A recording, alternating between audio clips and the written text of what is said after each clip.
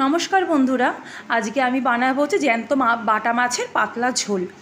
তার জন্য প্রথমে মাছগুলো ভালোভাবে ধুয়ে নুন হলুদ মাখিয়ে ভেজে তুলে নেব।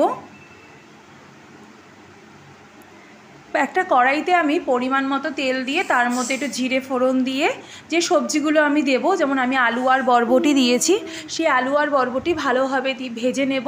ওর মধ্যে একটু নুন আর একটু হলুদ আর টমেটো একবারে দিয়ে একটু ভালোভাবে নাড়িয়ে চাড়িয়ে এর মধ্যে দিয়ে দেব আদা ও জিরে বাটা,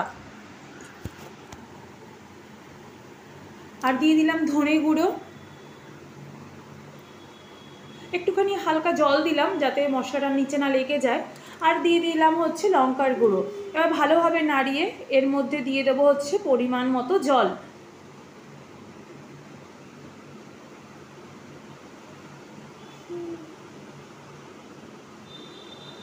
এবারে জলটা ফুটে আসলে আর আলুটা অর্ধেক সিদ্ধ হয়ে গেলে তার মধ্যে দিয়ে ভেজে রাখা মাছগুলো সব দিয়ে দেব। ভেজে রাখা মাছগুলো দিয়ে দিয়েছি, আর আমার ঝোলটা ফুটে গেলে আমার আজকে বাটা মাছের পাতলা ঝোল তৈরি হয়ে যাবে।